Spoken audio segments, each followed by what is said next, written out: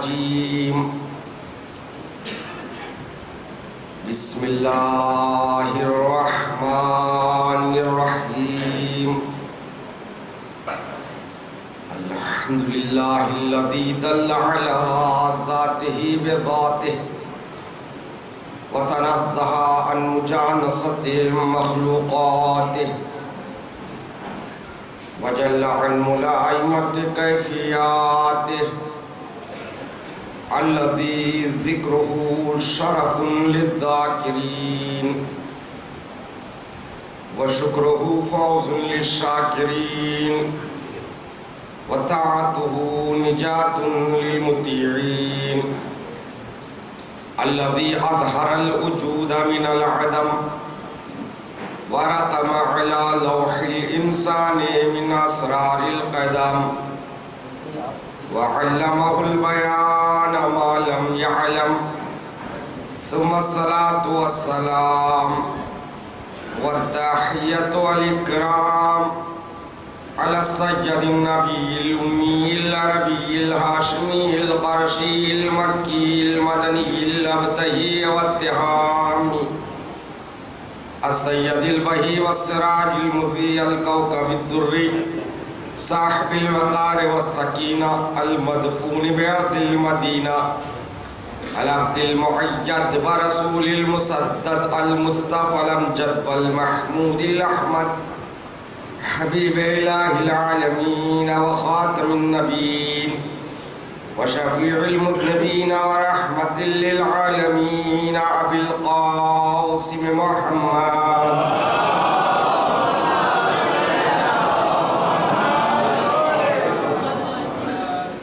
وآله الطيبين الطاهرين المعصومين المظلومين المنتخبين الصابرين الشاكرين أما بعد فقد قال الله تعالى تبارك في كتابه الكريم وهو أصدق القائلين قوله الحق بسم الله الرحمن الرحيم يوم ندعو كل أناس بإمامهم صلوات الله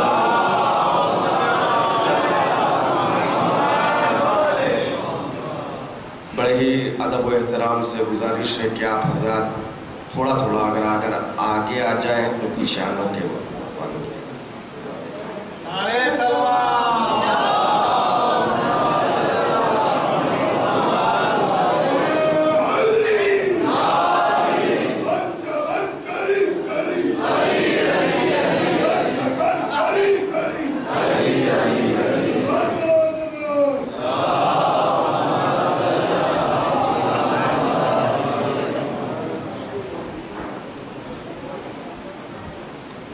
حضرات کرام قدر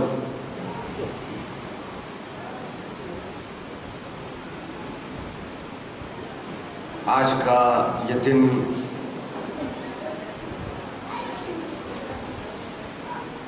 شہدائے کربلا کی 40 کا دن ہے۔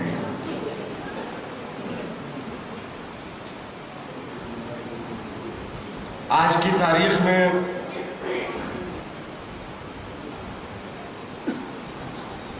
کربلا والوں کا 40 تاریخ انسانیت کا ایک معجزہ بن چکا ہے۔ اگرچہ دنیا کی کوشش یہی ہے کہ یہ معجزہ تاریخ نگاہ عالم میں نہ آئے، جہاں 4 آدمی جمع ہو جاتے ہیں کسی حکومت کے خلاف، کسی سلطنت کے خلاف، کسی پاور کے خلاف آواز بلند کرتے ہیں، تو میڈیا کی پورے کیمرے وہیں پر جمع ہو جاتی ہیں۔ مگر نجف سے لے کر کربلا تک 80 کلومیٹر جو انسانی سروں کا سمندر نظر آ رہا ہے، میڈیا کی کوشش یہی ہے کہ ہم یہ نہ دکھائیں، لیکن زمانہ یاد رکھے حسین فخر ابراہیم بھی ہے، فخر موسیٰ بھی ہے۔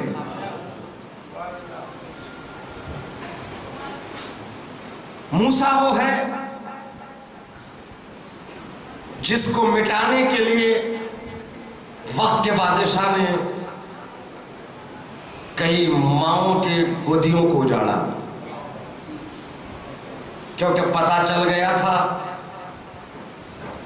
فرعون کو اس کی مملکت میں ایک بچہ پیدا ہونے والا ہے جو اس کی سلطنت کو تہس نہس کر دے گا۔ تو اس نے طے کیا آج سے کوئی لڑکا پیدا نہیں ہوگا، جو بھی پیدا ہوگا اس کو قتل کر دیا جائے گا۔ ایک موسیٰ کو قتل کرنے کے لیے ہزاروں بچوں کا قتل عام اس نے کیا، مگر اہتمام قدرت دیکھیے، جس کو بچانا تھا اس کو کہیں اور نہیں پالا۔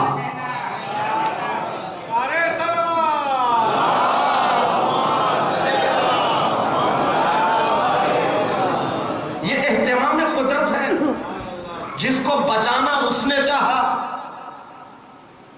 کسی اور جگہ نہیں پالا، جس کی سلطنت کو تباہ کرنا تھا اسی کے گود میں پالا۔ موسیٰ فرعون کے گود میں جوان ہو رہے ہیں اور فرعون موسیٰ کو ختم کرنے کے لیے کہیں اور بچوں کو مار رہا ہے، لیکن قدرت یہ بتا رہی ہے دیکھو تم جس کو مٹانا چاہتے ہو اسے میں تمہارے دربار میں پرورش دے رہا ہوں۔ اسی لیے کہا گیا ہے نا، فانوس بن کے جس کی حفاظت ہوا کرے۔ ہوا کا کام کیا ہے؟ ہوا کا کام چراغوں کو مٹا دینا ہے، چراغوں کو بجھا دینا ہے، مگر جب فانوس خود ہوا بن جائے، فانوس بن کے جس کی حفاظت ہوا کرے، وہ شمع کیا بجھے جسے روشن خدا کرے۔ تو عزیزان محترم، 40 حسین ابن علی وہ شمع حقیقت ہے جس کی حفاظت کی ذمہ داری خود خدا نے لے لی ہے۔ اب دنیا کی میڈیا مٹانا چاہے مٹ جائے گی، مگر مٹا نہ سکے گی۔ صلوات برمان میں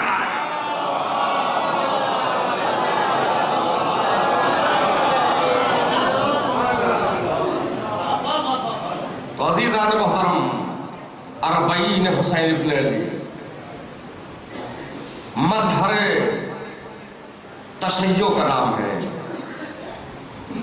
آیت اللہ العظمیٰ آغا خامنئی، آیت اللہ العظمیٰ آغا سیستانی پروردگار ان کو اور ان کے علاوہ تمام مراجع تقلید کو اپنے حفظ و امان میں رکھے۔ ان سبوں نے تاکید کی ہے کہ 40 کے موقع پر کوشش کرو کربلا جانے کی۔ کیوں؟ اس لیے کہ 40 اس زمانے میں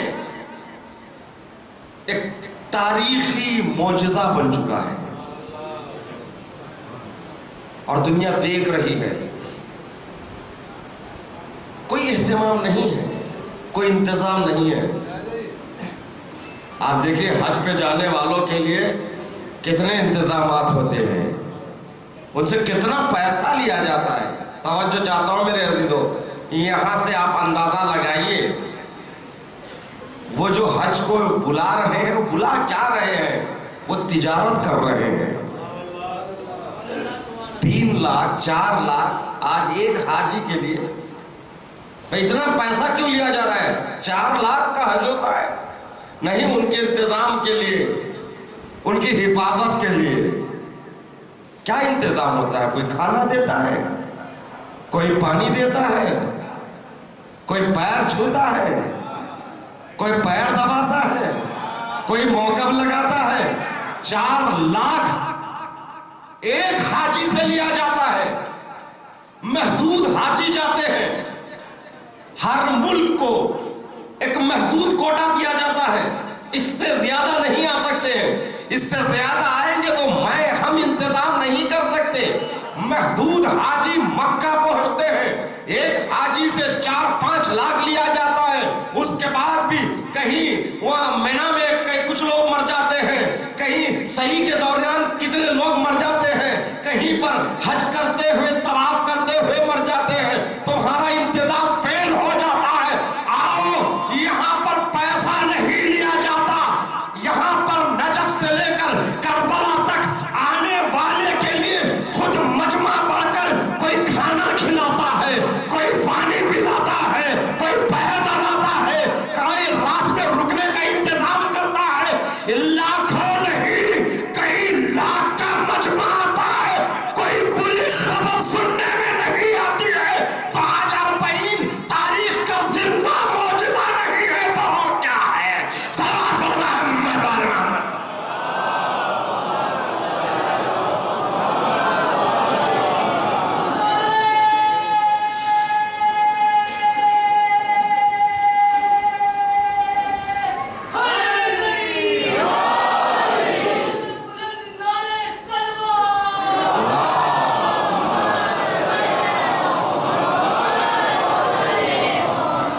عزیزان محترم، ان مناسبتوں کے لحاظ سے ہماری ذمہ داری ہے کہ مناسبتوں کا لحاظ کرتے ہوئے پیغام حسین ابن علی کو عام کریں،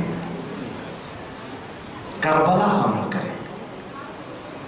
مسلسل ان مجالس میں جس آیہ کریمہ کو سرنامہ گفتگو قرار دیتے ہوئے میں نے جن عرائض کو آپ کے سامنے پیش کرنے کی کوشش کی، وہ یہ ہے: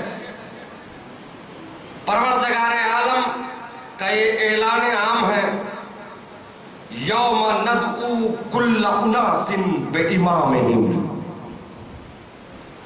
قیامت کے دن ہم ہر گروہ انسانی کو اس کے امام کے ساتھ بلائیں گے. ہر انسان کو قیامت کے دن اپنے امام کے ساتھ محشور ہونا ہے. امام یعنی رہنما، امام یعنی رہبر. امام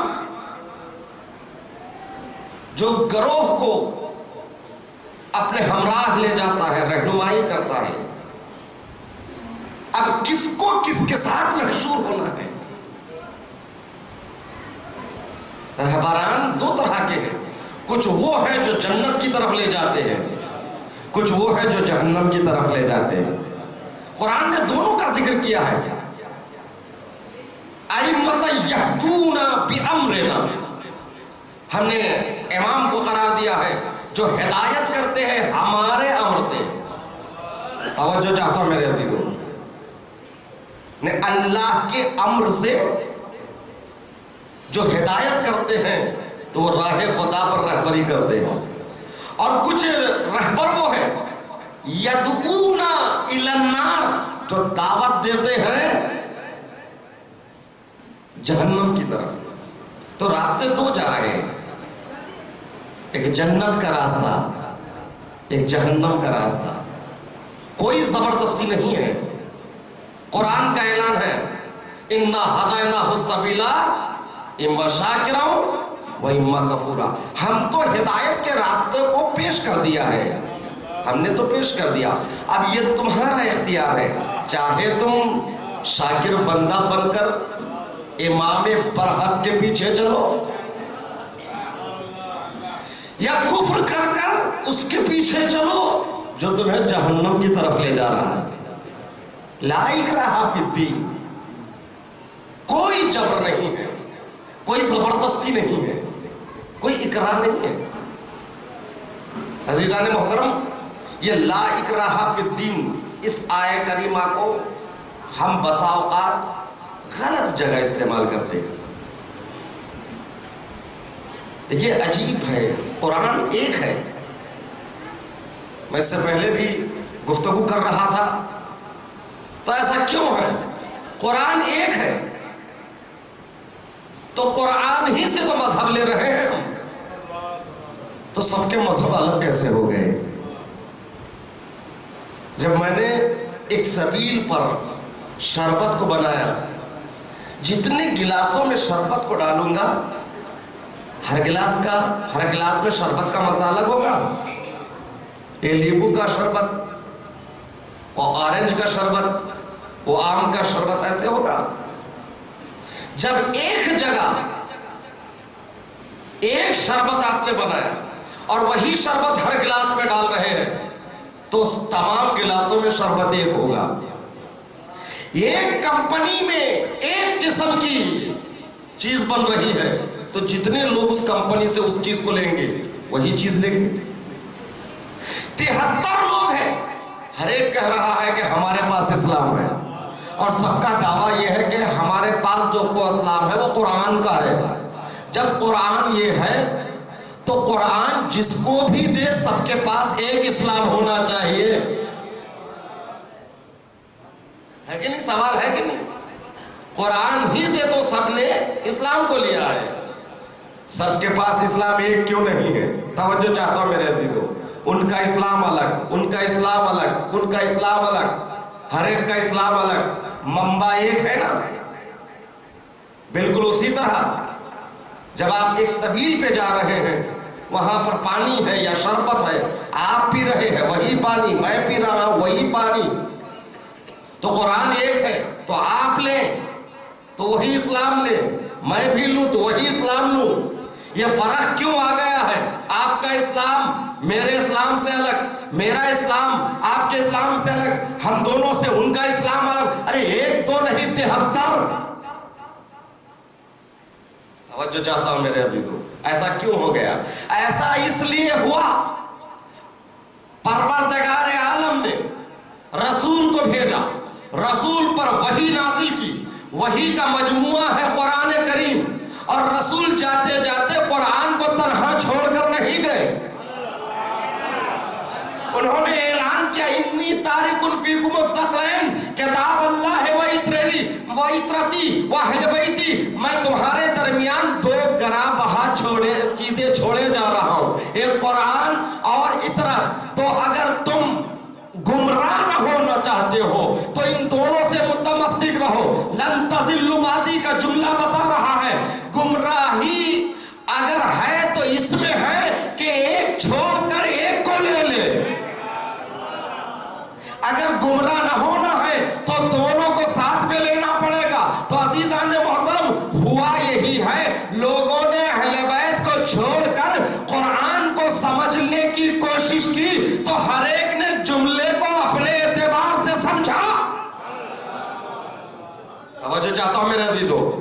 ایک مثال دوں میں،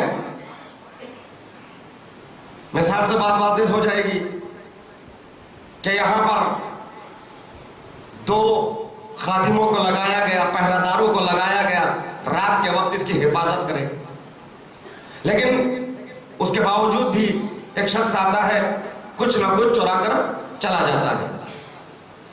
ایک لڑکا گھومتے ہوئے وہاں مل گیا، اس کو پکڑ لیا.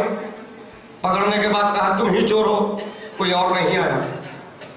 جو دوسرا تھا اس نے کہا میں اس کو جانتا ہوں، یہ چوری کر نہیں سکتا، میں بچپنے سے آگاہ ہوں، یہ بہت اچھا لڑکا ہے، یہ کسی کا مال گر جاتا ہے تو اس کو لے جا کر دیتا ہے، جس میں ایسی خصلت ہو کیوں چرائے گا. دوسرا کہہ رہا ہے نہیں اس نے چرایا، اس کے علاوہ یہاں کوئی نہیں آیا. دونوں خادم ہیں، دونوں پہرادار ہیں.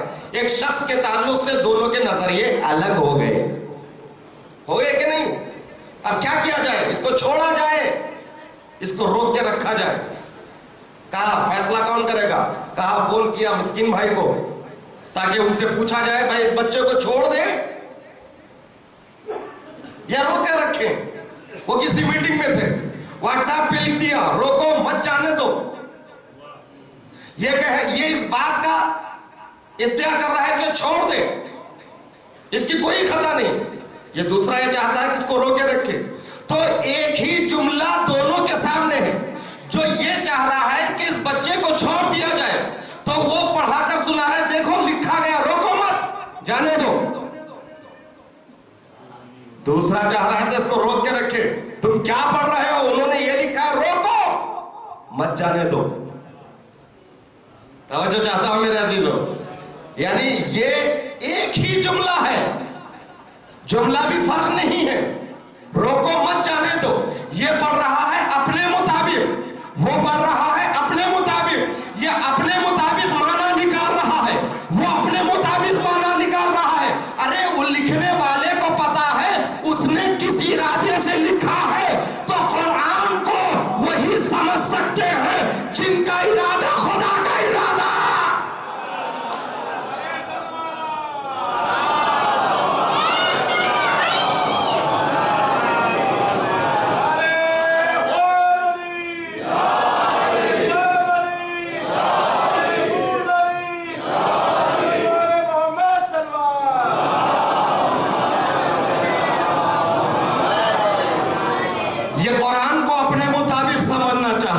وہ قرآن کو اپنے مطابق سمجھنا چاہ رہے ہیں, وہ قرآن کو اپنے مطابق سمجھنے چاہ رہے ہیں. جتنے جس کی فکریں تھیں انہوں نے قرآن کو اپنے اعتبار سے سمجھا.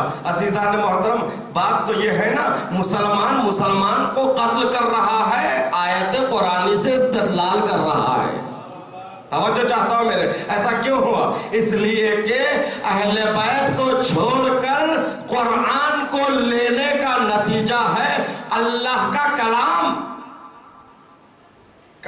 خدا, ارادے خدا. توجہ چاہتا ہوں, میں جب بولوں گا نا تو میں جو چاہ رہا ہوں وہ بول رہا ہوں. آپ کچھ اور سمجھ کر کسی اور مولانا سے جا کر پوچھیں گے مولانا انہوں نے یوں پڑھا. تمام حضرات سے گزارش یہی ہے کہ ہمیشہ 2 مہینہ 8 دن اس منبر پر بڑے عظیم علماء آتے ہیں. کسی کی بات سمجھ میں نہ آئے تو آپ انتظار نہ کیجئے کہ دوسرا عالم آئے تو اس سے پوچھوں. پہلے اسی سے پوچھئے, جس کی بات اس سے پوچھو. جو بول رہا ہے وہ سمجھا سکتا ہے. بات ان کی مجھ سے پوچھا کرتے ہیں, میری بات ان سے پوچھا کرتے ہیں. اس میں دراصل سمجھنا نہیں ہوتا ہے, بات کو الجھانا اور فتنہ بڑھانا ہوتا ہے.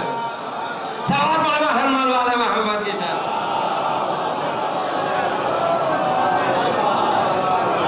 جس کی بات اس سے پوچھے. کلام خدا کا ہے, خدا سے پوچھو. توجہ چاہتا ہوں میرے, خدا سے کہاں سے پوچھئے. لہذا پروردگار عالم نے اپنے کو جسم و جسمانیات سے مبرہ رکھا ہے. اس کا کلام کس سے پوچھے؟ اس کا کلام ان سے پوچھو جن کا ارادہ اللہ کا ارادہ. وما تشاؤون الا ان یشاء اللہ. اسی لیے رسول نے قرآن کو ہمارے درمیان میں تنہا نہیں چھوڑا, قرآن کے ساتھ ساتھ اہل بیت کو چھوڑا ہے تاکہ قرآن سمجھ میں نہ آئے تو اہل بیت سے پوچھنا. قرآن بتا رہا ہے کہ نماز پڑھو, مگر نماز کیسے پڑھے؟ ہاتھ باندھ کر پڑھے, ہاتھ کھول کر پڑھے, 4 رکعت پڑھے, 2 رکعت پڑھے, 3 رکعت پڑھے. اس کی تفصیل قرآن میں موجود نہیں ہے. اسی لیے تو نہیں ہے کہ پروردگار عالم نے تنہا قرآن کو نہیں بھیجا, قرآن کے ساتھ اہل بیت کو بھیجا. قرآن پڑھو, اہل بیت سے سمجھو, یہ بتائے وہ شریعت, یہ کرے وہ شریعت. ان کی خاموشی شریعت, ان کا بولنا شریعت. سلام پر محمد والے محمد.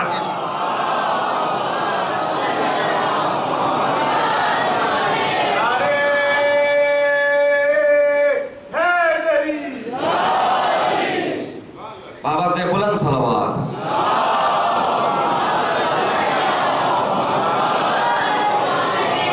تو عزیزان محترم, تو قرآن بغیر امام کے انسان کی ہدایت نہیں, گمراہ کر دیتا ہے, گمراہ کر دیتا ہے اگر وہ امام کے بغیر سمجھنے کی کوشش کرے. اس لیے لہو الظہر والبطن, قرآن کے ظاہر بھی ہے باطن بھی ہے. بطون قرآن کو سوائے امام کے کوئی اور نہیں سمجھ سکتا. بطون قرآن کو سوائے امام کے کوئی اور سمجھ نہیں سکتا. لہذا قرآن تو ہدایت کرتا ہے مگر ہادی کی ضرورت ہے، وہ امام ہے. اس لیے پروردگار عالم نے اسی قرآن میں اعلان کیا وَجَعَلْنَا أَئِمَّةً يَهْدُونَ بِأَمْرِنَا. یہ وہ امام ہیں جو ہدایت کرتے ہیں ہمارے امر سے. امر کیا ہے؟ امر کسے کہتے ہیں؟ سورہ یاسین اٹھا کر پڑھ لیجئے، وہیں امر کے معنی بھی مل جائیں گے. اسی کو کہتے ہیں تفسیر القرآن بالقرآن. نہج البلاغہ میں مولا فرماتے ہیں القرآن ینطق بعضہ عن بعض. قرآن کا بعض حصہ بعض حصوں سے متعلق گفتگو کرتا ہے. یہدون بامرنا، بیٹھ جاؤ. پروردگار عالم اعلان کرے امام ہمارے امر سے ہدایت کرتے ہیں. امر کیا چیز ہے؟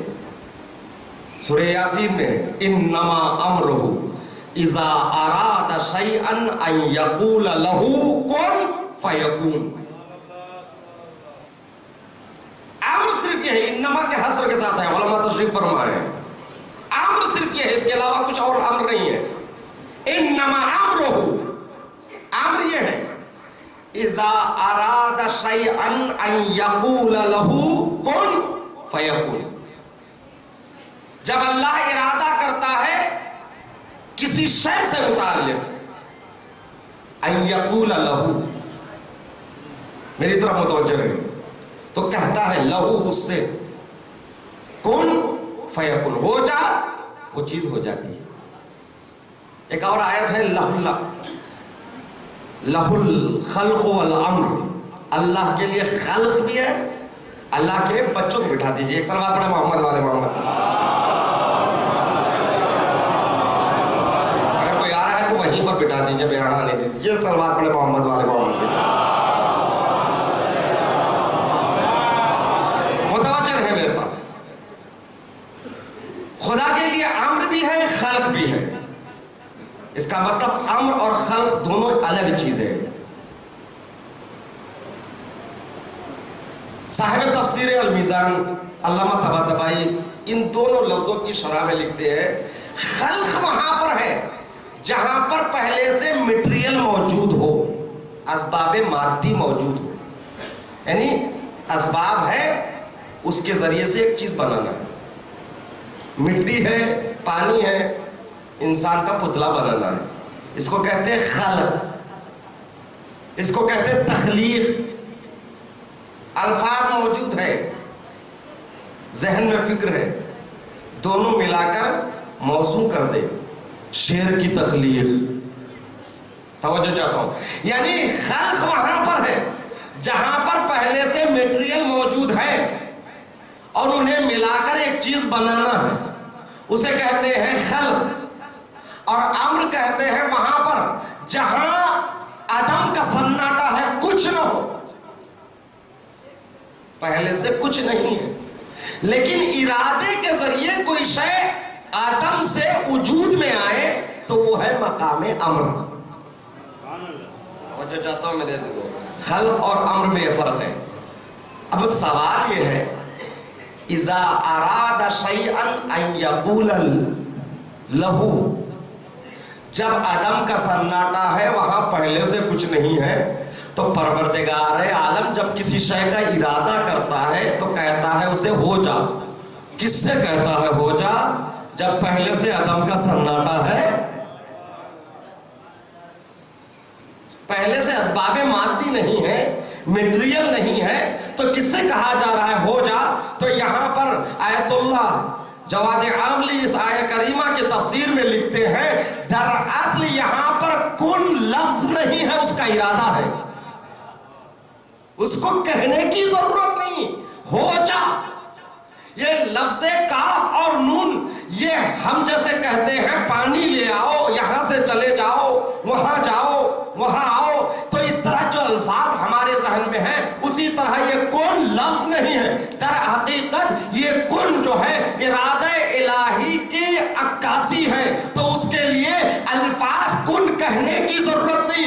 کسی شے کا ارادہ کرتا ہے وہ شے ہو جاتی ہے. تو عزیزان محترم قرآن کو سمجھنا اس لیے کہ الفاظ قرآن اس کے ارادے کے مطابق ہے. اس کا ارادہ لفظوں سے سمجھنا ہے, لفظوں سے سمجھنا ہے ارادے کو. تو ارادے الہی کو ہم کہاں سے پہچانے, ارادے الہی کو کہاں سے جانے؟ تو پروردگار عالم نے کہا اسی لیے تو ہم نے امام کو بنایا, اس لیے کہ اس کا ارادہ میرا ارادہ ہے. جو میں ارادہ کروں گا وہ عمل کرے گا, لہذا جو میرا ارادہ ہوگا اس کا ارادہ ہوگا. قرآن اگرچہ میرا کلام ہے, میرے ارادے سے اس کے الفاظ وجود میں آئے ہیں, مگر میں نے اپنے امر کو صاحب امر کے حوالے کیا, اور جو صاحب امر ہوتا ہے وہی امام ہوتا ہے.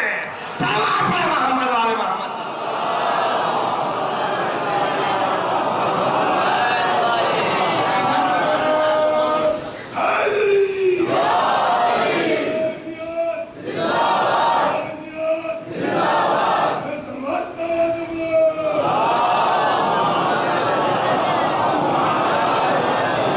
تو عزیزان محترم, امام کی معرفت اس لیے ضروری ہے اور کربلا کی معرفت اس لیے ضروری ہے, کربلا کارنامہ امام ہے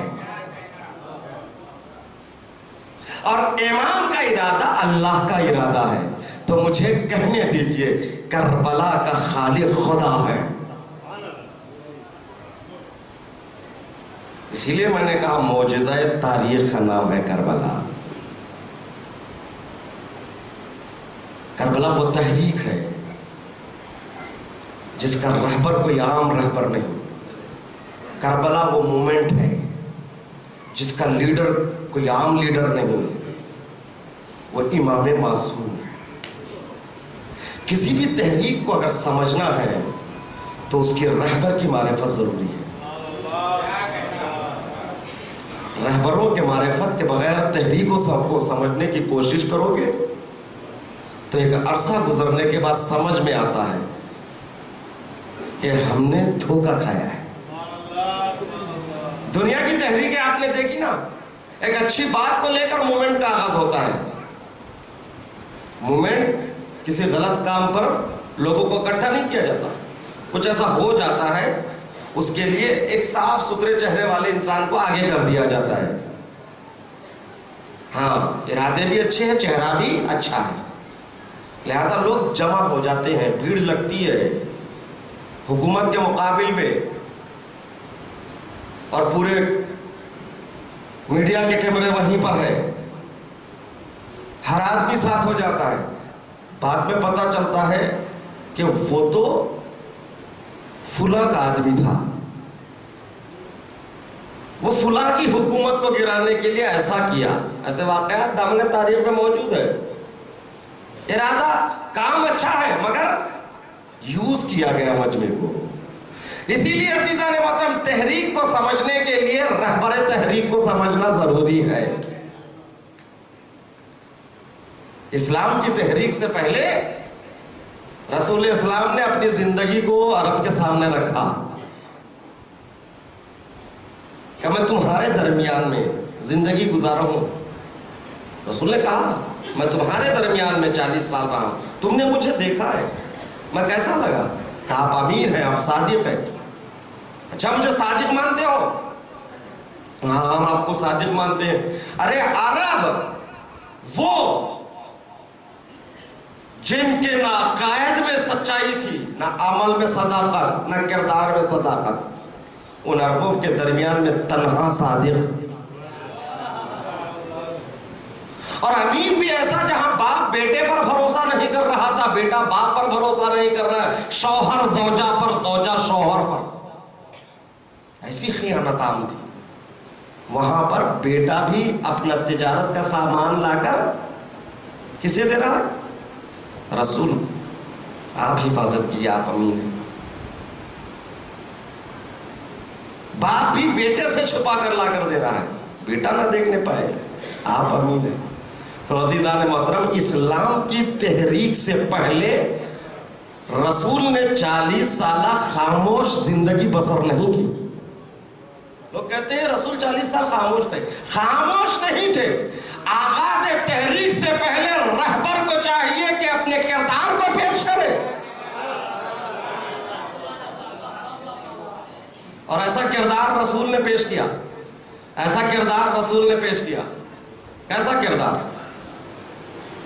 وہ جو جھوٹے تھے, جن میں سچائی نہیں تھی, جو کسی پر یقین نہیں کرتے تھے, وہ رسول کو ایسا سچا مانتے تھے.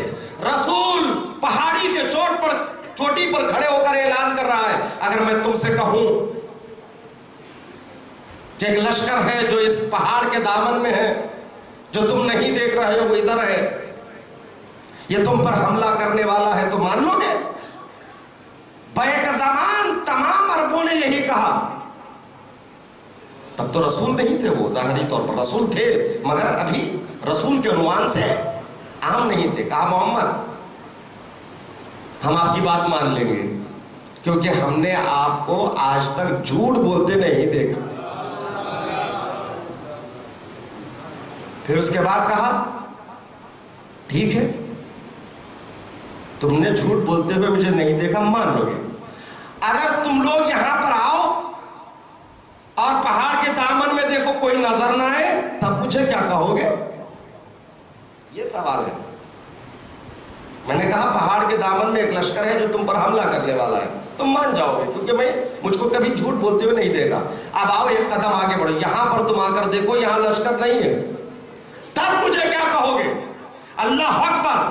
کردار صداقت رسول پر انہیں اتنا یقین تھا, ابھی رسول پر ایمان نہیں لائے مگر صداقت رسول کا کلمہ یوں پڑھتے ہیں, کہتے ہیں اگر ہم کو لشکر نظر نہ آئے تو ہم یہ سمجھیں گے کہ وہاں لشکر ہیں مگر ہماری آنکھیں نہیں دیکھ رہی ہیں.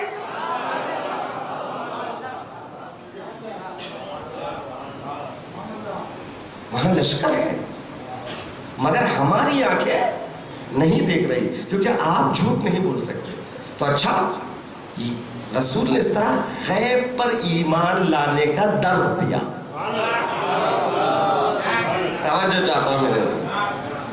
اس طرح رسول نے غیب پر ایمان لانے کا درس دیا, اور اس کے بعد کیا کہا؟ یہ کہا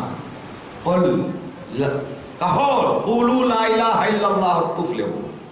یہ صادق, توجہ چاہتا ہوں میرے سے, یعنی امتی خطا کر سکتا ہے, امتی غیر معصوم ہے, لیکن 40 سال رسول کی زندگی کو دیکھنے کے بعد انہوں نے رسول کو صادق کہا. مگر عزیزان محترم, امتیوں کی نگاہ عصمتی نگاہ نہیں مگر رسول کی نگاہ عصمتی نگاہ ہے. یعنی امتیوں نے صادق کے طور پر, سچے کے طور پر رسول کو منتخب کیا, مگر جب رسول کو سچے منتخب کرنا تھا تو اس وقت میدان مباہلہ میں علی کو لاتے ہیں, حسن کو لاتے ہیں, حسین کو لاتے ہیں, فاطمہ کو لاتے ہیں. امتیوں یہاں سے سمجھو, تم نے رسول کی 40 سالہ زندگی دیکھ کر تم نے رسول کو صادق کہا ہے, اور جسے رسول صادق کہتے ہیں وہ حسین ہے.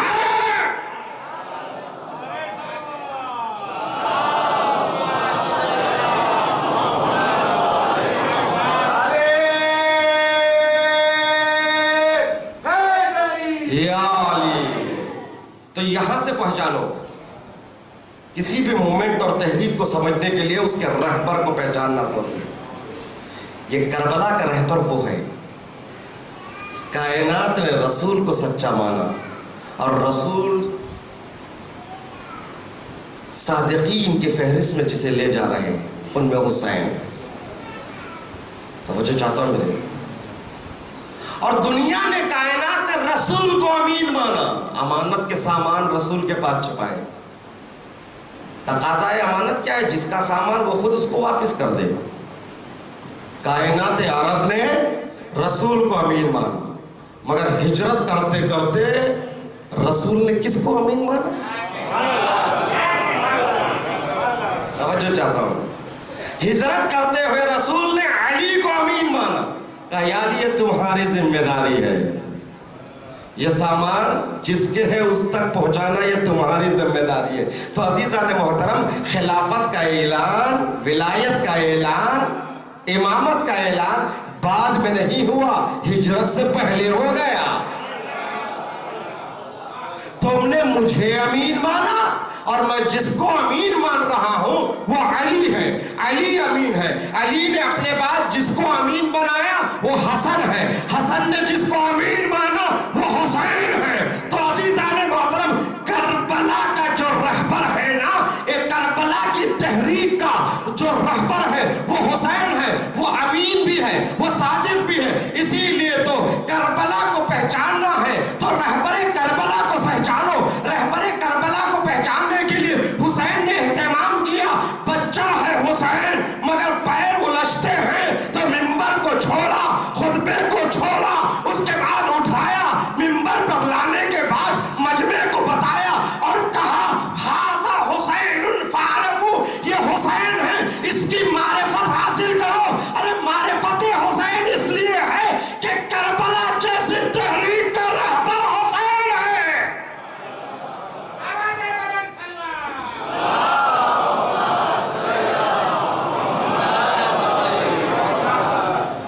تو عزیزان محترم، مقصد اور مقصود کو سمجھنے میں وہاں پر اشتباہ ہوتا ہے جہاں انسان تحریک کے رہبر کی معرفت نہیں رکھتا ہے.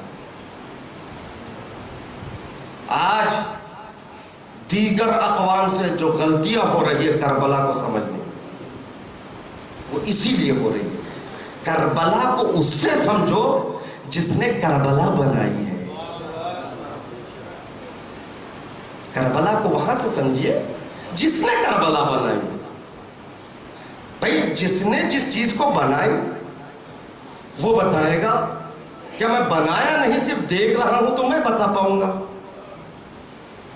آج کربلا افکار اپنے ذاتی فکروں کے ذریعے سمجھنے کی ہم کوشش کر رہے ہیں. خطیبوں کے اپنے بنائے ہوئے نقطوں سے سمجھنے کی کوشش کر رہے ہیں.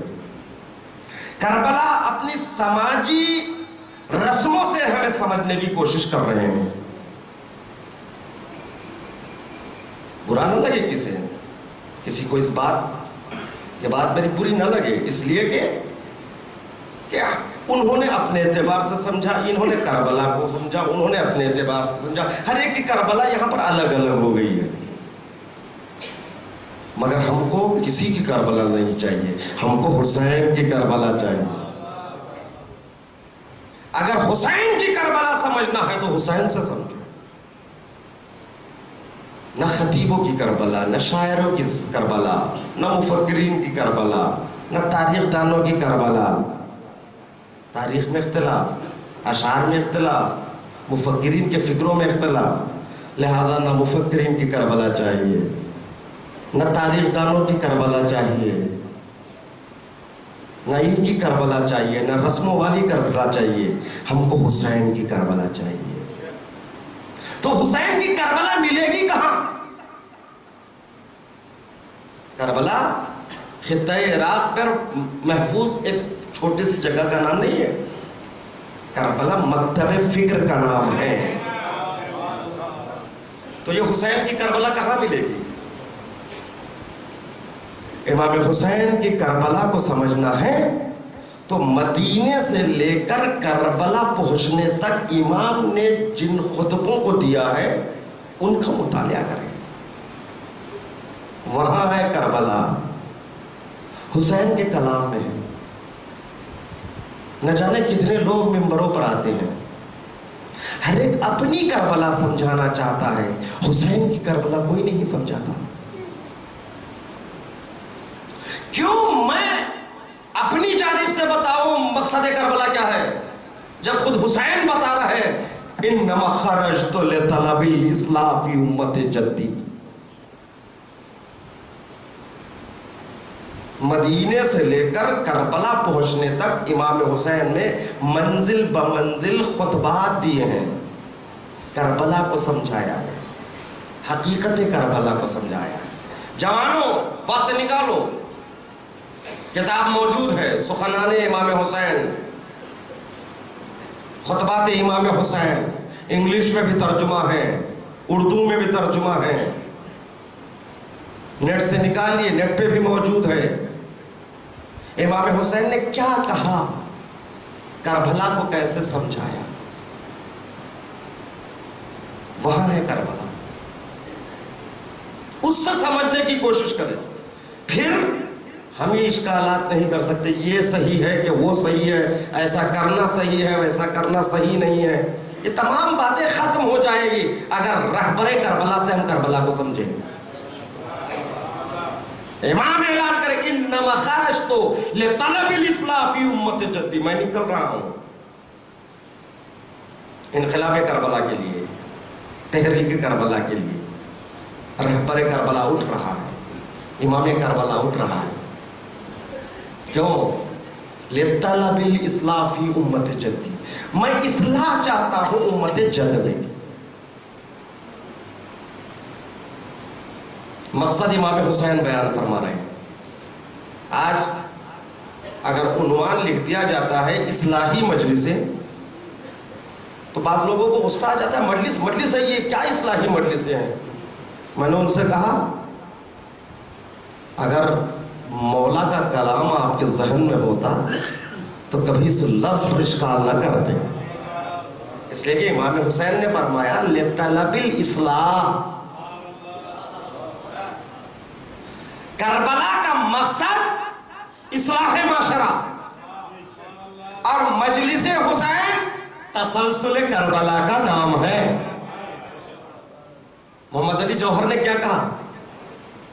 قتل حسین اصل میں مرگ یزید ہے، اسلام زندہ ہوتا ہے ہر کربلا کے بعد۔ لوگوں نے اعتراض کیا ہے ہر کربلا یعنی کیا؟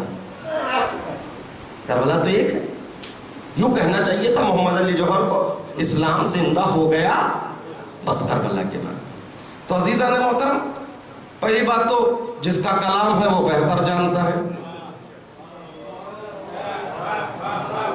ہمیں ترمیم کرنے کی کوئی اجازت نہیں ہے۔ شاعر تشریف فرما ہے، بہترین شاعر ہے، شان صاحب ہے جو بھوپال کی شان ہے۔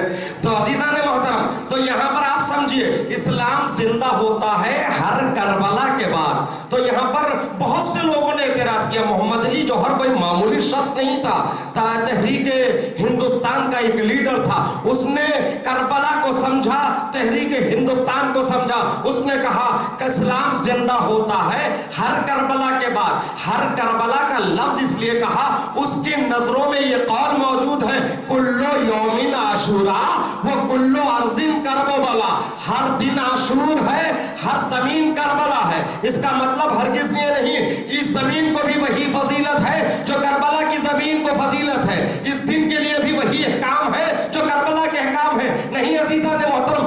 بات کو جس رخ سے پیش کی جاتی ہے اس بات کو اسی رخ سے سمجھنے کی ضرورت ہے، دوسرے رخ سے نہ سمجھنے کی کوشش کرو۔ اگر کسی کی شجاعت کی بنیاد پر کسی انسان کو میں نے شیر کہہ دیا تو اسی اینگل سے آپ سوچئے میں نے اس پہ شجاعت کو دیکھا اسی لیے اس کو شیر کہا۔ آپ یہ نہ کہیے کہ اس کا مطلب آپ ان کو جانور سمجھ رہے ہیں اس لیے کہ شیر بھی جانور ہے، اسی لیے آپ ان کو جانور سمجھ رہے ہیں، آپ ان کو ننگا سمجھ رہے ہیں اس لیے کہ شیر ننگا رہتا ہے، آپ ان کو درندہ سمجھ رہے ہیں اس لیے کہ شیر درندہ ہے۔ عزیزان محترم، مثال تو جاتی ہے نا جس مقصد سے، جس اینگل سے جس چیز کو پیش کی جاتی ہے اسی اینگل سے سمجھنے کی ضرورت ہے۔ کلو یومن عاشورا اس لیے کہا جائے گا اس لیے کہ حسین نے کہہ دیا تھا مثلی لا یبایع مثلا، مجھ جیسا یزید جیسے کی بیعت نہیں کر سکتا۔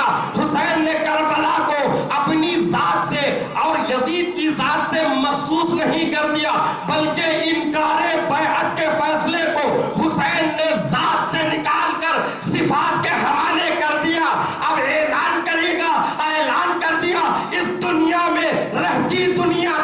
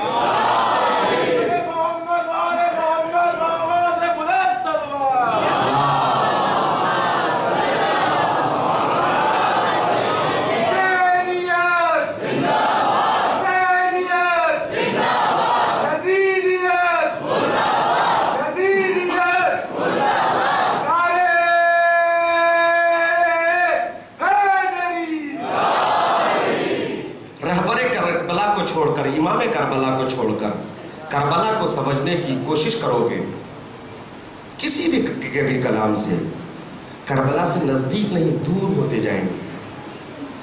ہم کو کربلا سے نزدیک آنا ہے تو کلام حسین سے کربلا کو سمجھنا ہے۔ وہ اعلان کر رہا ہے انما خرجت لطلب الاصلاح فی امت جدی، میں امت جد میں اصلاح کے لیے نکلا ہوں۔ اصلاح وہاں جہاں پر فساد ہو، معاشرہ فاسد ہو چکا تھا، معاشرہ فاسد ہو چکا تھا۔ فاسد کیوں ہوا؟ کیا نمازیں نہیں ہو رہی تھی؟ نمازی بھی تھے۔ کیا لوگ روزہ دار نہیں تھے؟ ماہ رمضان میں روزے بھی رکھتے تھے۔ کیا مستطیع حج پہ نہیں جاتے تھے؟ ارے گواہ ہے پوری کائنات حج کرنے کے لیے کعبے کی طرف، اور حسین کعبہ چھوڑ کر کربلا کی طرف۔ پھر فساد کس بات کا ہے؟ فساد اس کا نہیں ہے نمازوں کا نہ ہونا، روزوں کا نہ رکھنا، بلکہ اصل فساد یہ ہے کہ مسلمانوں نے ایک غیر معصوم، یا یوں کہوں جو خدا کی جانب سے منتخب نہیں تھا بلکہ وہ انسان ہی نہیں تھا، اس کو اسلام کا رہبر مان لیا، اسلام کا ولی مان لیا، اسلام کا خلیفہ مان لیا۔ یہ فساد ہے۔ ولایت اہم ہے، شیطان کو ولی مان لیا اللہ کے ولی کی موجودگی میں۔ یہ ہے فساد معاشرہ۔ کربلا کی جنگ ولایت کی جنگ ہے۔ جہاں ولایت ہے وہاں بیعت ہے۔ غدیر میں اعلان ولایت، رسول نے کہا بیعت کرو۔ کربلا ولایت کی جنگ ہے۔ ایک شیطان کا ولی، ایک اللہ کا ولی، ایک وہ امام جس کے لیے اللہ نے کہا یہدون بامرنا، ایک دوسرا امام یدعون الی النار، ایک جنت کا طرف لے جانے والا، ایک جہنم کی طرف۔ اور حسین ولایت کو بچانے کے لیے کربلا میں آئے ہیں۔ یہ ولایت کی جنگ ہے۔ انشاءاللہ رات کی مجلس میں باقی باتیں کو پیش کروں گا۔ رات میں یہاں پر مجلس نہیں ہوگی، بلکہ یہاں کے بجائے کارود میں مغربین کے فوراً بعد شروع ہو جائے، اور اس کے بعد جلوس ہے جیسا کہ مجھے بتایا گیا۔ تو اربعین حسین ابن علی جلوگاہ ولایت ہے۔ جملے کی قدر کیجئے، ولایت کی جلوگاہ ہے۔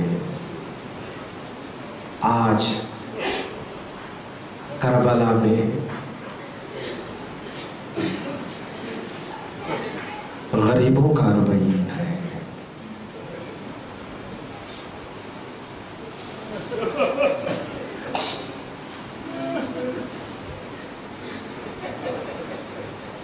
کس کس کا اربعین؟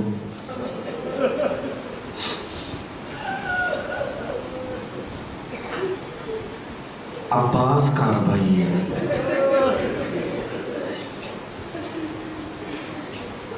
اون محمد کا اربعین، قاسم کا اربعین، علی اصغر کا اربعین،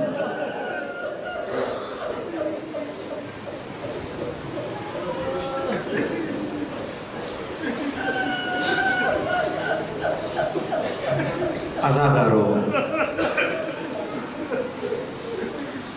تصور شرط ہے، احساسات کو بیدار رکھیے۔ موت پر حق ہے، ہر گھر سے جنازے اٹھتے ہیں، ہر ایک کو مرنا ہے۔ ہوتا کیا ہے جب کسی کے گھر میں موت ہو جاتی ہے اور مرنے والا گھر کا سرپرست ہو، گھر میں ایک سناٹا پھیل جاتا ہے۔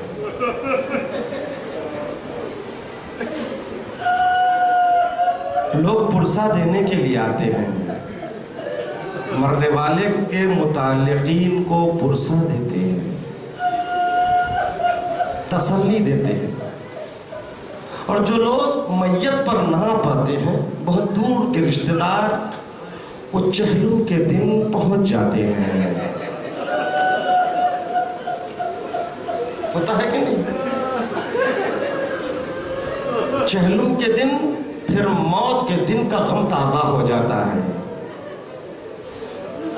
جو موت کے دن آئے تھے وہ بھی آتے ہیں چہلم میں، اور جو دور کے رشتہ دار ہوتے ہیں وہ بھی چہلم میں آتے ہیں۔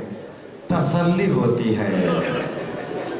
2 مرتبہ پرسہ دیا جاتا ہے، ایک جس دن مرنے والا مرتا ہے اس دن، اور شدت سے اس دن بھی پرسہ ملتا ہے جس دن چہلم کا دن ہے۔ ہائے زینب،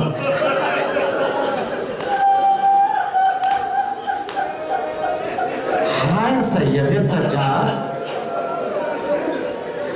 ایک جنازہ نہیں، ایک دوپہر میں 18 جنازے نکلے۔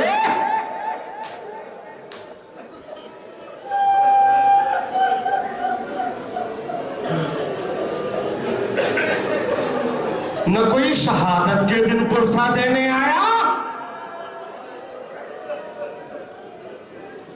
نہ کوئی 40 کے دن پرسہ دینے کے لیے آیا۔ اس لیے زینب کے دل میں یقیناً یہ تمنا رہی ہوگی جسے شاعر نے یوں نقل کیا، چہلم کروں گی دھوم سے میں کربلائی کا۔ اللہ اکبر، اللہ اکبر۔ روئیے زیادہ، پروردگار ان آوازوں پر رحمت نازل کرے۔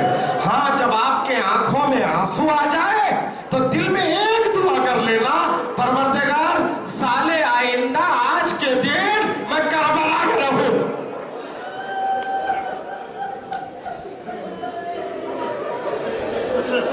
یہ دعا ضرور کر لینا آنکھوں میں آنسو لے کر، سال آئندہ روز 40 پروردگار ہم کو کربلا حسینی میں بلا لے۔ اللہ اکبر۔ زینب نہ روز عاشور رو سکی۔ پرسہ دینے والا کون؟ ارے زینب تو زینب، اتنی بات تو سکینہ کے بھی سمجھ میں آ گئی۔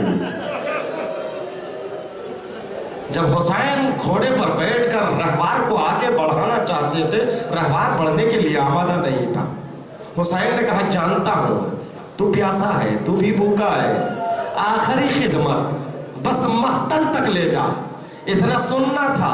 گھوڑے کے آنکھوں میں آنسو آ گئے، پیروں کی طرف اشارہ کیا۔ کیا دیکھا حسین نے؟ 4 سالہ بچی سکینہ گھوڑوں کی ٹاپوں سے لپٹ کر کہہ رہی ہے، اے میرے بابا کے گھوڑے، جو بھی صبح سے گیا وہ واپس نہیں آیا، میرے بابا کو نہ لے جا۔ عجیب امتحان ہے، منزل امتحان ہے۔ گھوڑے سے حسین اترتے ہیں، سکینہ کو سمجھایا۔ ایک مرتبہ سکینہ نے کہا بابا میرے سر پہ دست شفقت کو پھیرو بابا۔ اس لیے اللہ اکبر، راہ کوفہ میں سکینہ نے دیکھا تھا جب مسلم کی شہادت کی خبر پہنچی تو حسین نے رقیہ کو، مسلم کی بیٹی کو بلایا، زانوں پر بٹھایا، سر پہ دست شفقت کو پھیرا۔ خاندان عصمت کی لڑکی تھی، فوراً سمجھ گئی، پوچھا بائے چچا بابا کی خیر تو ہے نا؟ سکینہ دیکھ رہی تھی، سکینہ سمجھ گئی جس کا بابا مر جاتا ہے اس کے سر پہ دست شفقت کو پھیرا جاتا ہے۔ سکینہ نے کہا بابا جا تو رہے ہو، میرے سر پہ دست شفقت کو پھیرو، اس لیے کہ آپ کے بعد کوئی میرے سر پہ دست شفقت کو نہیں پھیرا، اللہ نہ پھیرے گا۔ یہی تو ہوا، آواز آئی فضا میں، قتل الحسین بکربلا۔ کوئی پرسہ دینے نہیں آیا، کوئی تماچے مار رہا تھا، کوئی گوشوارے چھین رہا تھا، کوئی خیموں میں آگ لگا رہا تھا۔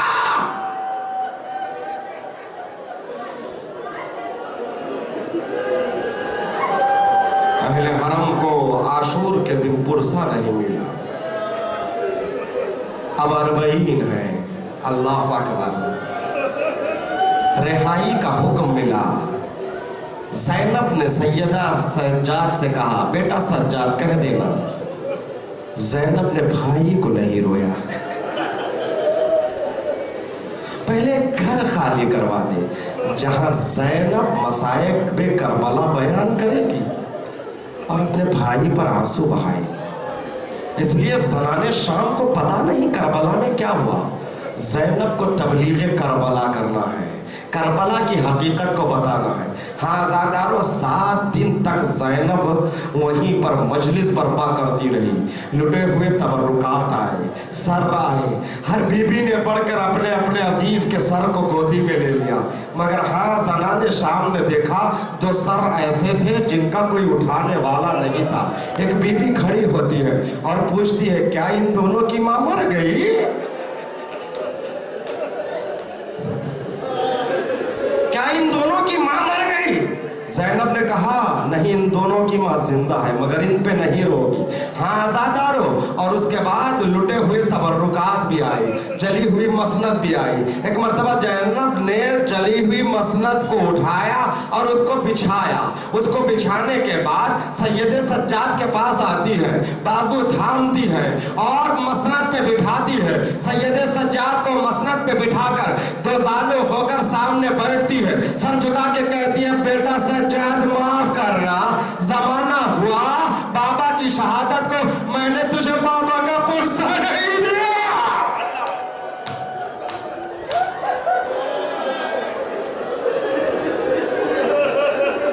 پرسہ دیجیے عزادارو، پرسہ دیجیے، ماتم کرنا ہے، آمادہ ہو جائیے. جن کے آنسو اب تک نہ نکلے انہیں آج آنسوؤں کا پرسہ دینا ہے. تصور میں کربلا، اللہ اکبر، لٹے ہوئے تبرکات آئے، چھنی ہوئی چادریں آئیں. یقیناً زینب نے سب کو ان کی چادر دے دی مگر زینب کے ساتھ ایک چھوٹی سی چادر آئی. یہ اس کی چادر تھی جو زندان شام کے سلاخوں کے پیچھے کھڑے ہو کر ہمیشہ پھپھی کو پوچھتی تھی پھپھی اماں یہ پرندے کہاں جاتے ہیں اور شام ہوتے ہوتے واپس کہاں جاتے ہیں. زینب حسرت بھری نگاہ سکینہ پہ ڈال کے کہتی تھی بیٹی یہ صبح آشیانوں سے نکلتے ہیں، شام ہوتے ہوتے اپنے گھرم کو لوٹ جاتے ہیں. تو سکینہ پوچھتی تھی پھپھی اماں ہم وطن کب جائیں گے، ہم اپنے گھر کب جائیں گے. عزادارو شام میں 7 دن مکمل ہو گئے. ایک مرتبہ سید سجاد سے زینب کہتی ہے کربلا جانے سے پہلے ذرا زندان شام جانا ہے، مجھے سکینہ سے کچھ کہنا ہے. عزادارو ہماریا زندان شام کے سامنے رکتی ہے، زینب اترتی ہے، چھوٹی سی چادر لے گئی، خبر سکینہ پہ چادر کو اڑایا، کہا بیٹی سکینہ اپنے چھوٹے چھوٹے ہاتھوں سے پردہ کرتی تھی.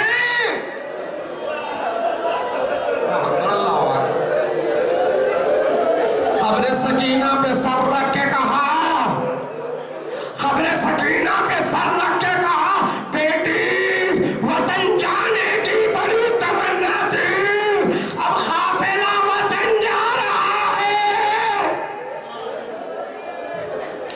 صاحبان اولاد ہے، عجب منظر ہے. جس بچی کو وطن جانے کی تمنا تھی وہ بچی قید شام میں سو رہی ہے. قافلہ وطن جا رہا ہے. زینب آتی ہے، زنان شام سے خطاب کر کے کہتی ہے اے شام کی عورتوں تمہاری بھی چھوٹی چھوٹی بچیاں آ گئی. ہاں ہماری بھی ایک 4 سالہ بچی اسی اندھیرے خیر خانے میں ہے. جب بھی اپنے کاموں سے فراغت ملے ارے قبر شام پہ آنا، چراغ جلانا، فاتحہ پڑھنا، کیونکہ اب اس بچی کا یہاں پر کوئی نہیں.